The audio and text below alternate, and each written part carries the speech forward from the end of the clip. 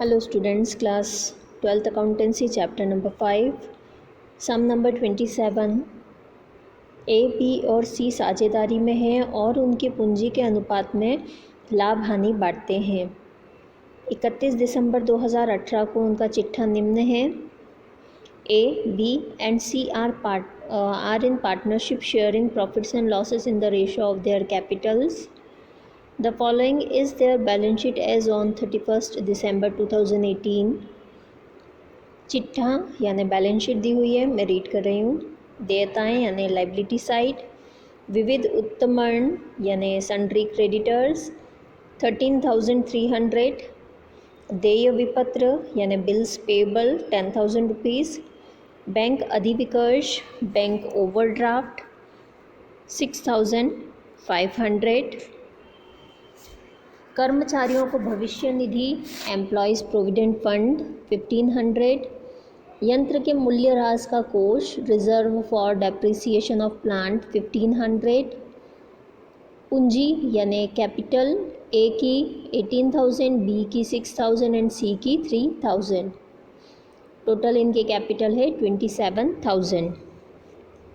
Total है liability side का 59,800। Next परिसंपत्तियाँ यानी एसेट्स साइड, हस्तस्थ रोकड़ कैश इन हैंड 3,200, प्राप्य विपत्र बिल्स पे रिसीवेबल 5,000, विविध अधमर्ण यानी सन्ड्री डेटर्स 17,000, ऋण संचिति लेस रिजर्व 1,700, तो डेटर्स नेट है 15,300। हस्तस्थ स्कंध स्टॉक इन हैंड 12,600, उपस्कर और उपकरण यानी फर्नीचर एंड फिक्सचर्स 3,700, यंत्र एवं कल यानी प्लांट एंड मशीनरी 7,000, भवन यानी बिल्डिंग 13,000। टोटल परिसंपत्तियाँ यानी एसेट्स हो गई 59,800। ओके, ये तो थी हमारी बैलेंस शीट। अब और क्या इन्फॉर्मेशन दी है हम रीड करते हैं। सी व्यापार से निवृत्त होना चाहता है तथा बी और ए निम्न शर्तों पर परिसंपत्तियां और देयताएं लेकर व्यापार चालू रखने का तय करते हैं। संदिग्ध विपत्रों के लिए 180 का आयोजन करना है। विविध अधमरणों पर केवल 5% संदिग्ध ऋणों के लिए संचिति रखी जाए। भवन 16,000 रुपये का है। 250 रुपये के उत्तमरणों का पुस्तकों में लेखा नहीं हुआ है। ख्याति का मूल्य 27,000 रुपये आंका गया। यह मानकर कि सी को पूरा भुगतान कर दिया गया है तथा बैंक खाते से और अधिविकर्ष के लिए आवश्यक प्रबंध कर लिया गया है, पंजी प्रविष्टियाँ कीजिए व नई सार्थ का चिट्ठा बनाइए।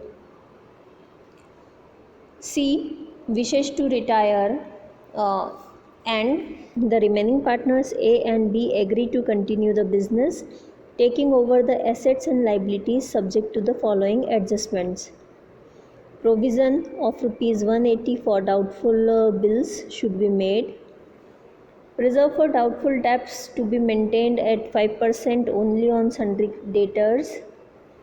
Freehold premises are worth rupees 16,000. Creditors worth rupees 250 have not been recorded in the books. Goodwill is valued at rupees 27,000. Pass the journal entries and show the balance sheet of the new firm, assuming that C has been paid in full and that necessary agreement for further overdrawing the bank account has been made. Okay, तो start करते हैं सम करना। Solution पे आ जाते हैं हम direct और solution के साथ समझते जाएंगे सारी कंडीशंस को। ओके, सम में हमें जर्नल एंट्री करने को बोला है, तो first of all we start with journal entries. Format हमारा same, date particulars, LF, debit amount and credit amount. तो आगे बढ़ते हैं हम। सबसे पहले एसेट्स एंड लाइबिलिटीज़ का जो रिवैल्यूएशन हुआ है उससे रिलेटेड जर्नल एंट्रीज़ करेंगे हम। ठीक है, 1 जनवरी 2019 को हम एंट्रीज़ कर रहे हैं सारी हमारी। सबसे पहला इंफॉर्मेशन यानी रिवैल्यूएशन अकाउंट के डेबिट एंड क्रेडिट के अकॉर्डिंग अगर हम बात करें, यहाँ 2 कंडीशन आप कर सकते हो। एक तो आप रफ में रिवैल्यूएशन अकाउंट प्रिपेयर कर लो, ठीक है, तो उससे आपको कौन सा आइटम्स डेबिट होंगे, कौन से आइटम्स क्रेडिट होंगे, ये इजीली क्लियर हो जाता है। सेकेंड थिंग, आप डायरेक्ट भी जर्नल एंट्रीज़ कर सकते हो। ओके, तो हम देख लेते हैं क्या कौन कौन से आइटम्स हमारे डेबिट होंगे रिवैल्यूएशन अकाउंट में और कौन से आइटम्स हमारे क्रेडिट होंगे। ओके, तो first of all we have provided information about doubtful provision for doubtful bills. Doubtful bills के लिए हम प्रोविज़न अगर क्रिएट करेंगे तो इससे हमारा प्रॉफिट रिड्यूस होगा। ठीक है, यानी एसेट्स कम हो रही है बिल्स रिसीवेबल वाली, तो इसे हम डेबिट साइड पे लिखेंगे रिवैल्यूएशन अकाउंट में, यानी रिवैल्यूएशन अकाउंट को डेबिट करेंगे और रिजर्व फॉर बिल्स रिसीवेबल को क्रेडिट करेंगे। Okay, second thing, sundry debtors पर ओनली 5% का डाउटफुल डेब्ट, रिजर्व फॉर डाउटफुल डेब्ट क्रिएट करना है। आप बैलेंस शीट में चेक कर सकते हो कि रिजर्व फॉर डाउटफुल डेब्ट्स 10% से क्रिएटेड है। 17,000 का 10% 1700। Now we have provided information that we have to create only 5% on reserve for doubtful debts on debtors. ठीक है, तो आप 17,000 का 5% निकालोगे तो 850 आएगा। सो 850 रुपीज़ से हमारी जो रिज़र्व है, हमारा रिज़र्व जो है वो रिड्यूस हो रहा है, तो ये बेनिफिशियल है, तो रिवैल्यूएशन अकाउंट इसमें क्रेडिट हो जाएगा। ओके, तो reserve for doubtful debts account debit to revaluation account.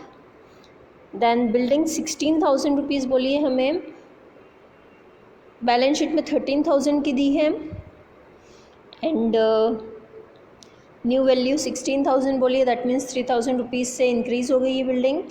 Assets increase होती है तो रिवैल्यूएशन अकाउंट क्रेडिट होता है, ये बेनिफिशियल है, मतलब प्रॉफिटेबल है। तो फ्री होल्ड प्रीमाइसेस या building account debit to revaluation.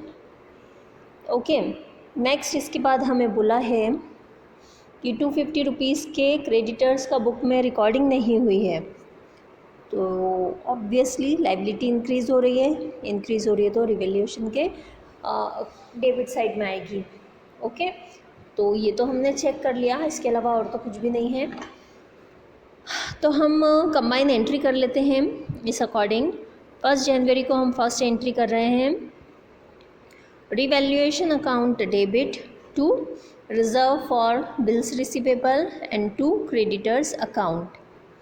Reserve for bills receivable 180 rupees, creditors account 250 rupees. Total करेंगे तो रिवैल्यूएशन अकाउंट डेबिट में 4,030 रुपीज़ आएगा। ओके, और नरेशन लिख लेंगे हम, reserve created and creditors recorded. After that next जो एंट्री होगी हमारी रिवैल्यूएशन को क्रेडिट करने की, reserve for bad debts account debit, freehold premises account debit to revaluation account, assets revalued. Reserve for bad debts account में 850 rupees आ जाएगा and freehold premises account में आएगा 3,000 रुपीज़। टोटल 3,850 रुपीज़ जो है वो आ जाएगा हमारा। नेक्स्ट एंट्री रिवैल्यूएशन के प्रॉफिट या लॉस से रिलेटेड होगी। ओके, देखो आप 3,850 से हमारा रिवैल्यूएशन अकाउंट जो है वो क्रेडिट हो रहा है और 430 से रिवैल्यूएशन अकाउंट डेबिट हो रहा है। दोनों का डिफरेंस अगर हम फाइंड आउट करते हैं तो ये हो जाएगा 3,420। दैट मीन्स प्रॉफिट आ रहा है यहाँ पर, तो हम प्रॉफिट ट्रांसफ़र कर देंगे, डिस्ट्रीब्यूट कर देंगे among partners. Means next entry revaluation पे जो प्रॉफिट हुआ उसको डिस्ट्रीब्यूट करने की हो जाएगी। Revaluation account debit to A's capital account, to B's capital account and to C's capital account. Profit on revaluation distributed. अब सम में हमें बोला है कि A B and C are divided the profits and losses in their ratio of capital. A B and C की जो capital है वो है 18, 6 एंड 3, तो उनका रेशो हो जाएगा 6:2:1। तो हम इस रेशो में डिवाइड कर देंगे रिवैल्यूएशन के प्रॉफिट को, एंड डिवाइड करने पे एज कैपिटल अकाउंट में आ जाएगा 2280 रुपीज़, बीस कैपिटल अकाउंट में आ जाएगा 760 rupees and C's capital account में आ जाएगा 380 रुपीज़। ओके, अब now the turn to adjust the goodwill. Goodwill को एडजस्ट करना है हमें यहाँ पर, तो हम एडजस्ट कर लेंगे यहाँ पर। तो गुडविल के एडजस्टमेंट के लिए सबसे पहले सीज शेयर ऑफ गुडविल देख लेते हैं हम वर्किंग नोट के through. C's share of goodwill will be 27,000 हमें गुडविल बोला है, और उसमें सी का जो शेयर है प्रॉफिट शेयर वो है 1/9, तो ये आ जाएगा 3,000 रुपीज़। ओके, सो 3,000 रुपीज़ की ये जो गुडविल है ए एंड बी अपने न्यू रेशो में इसे प्रोवाइड करेंगे।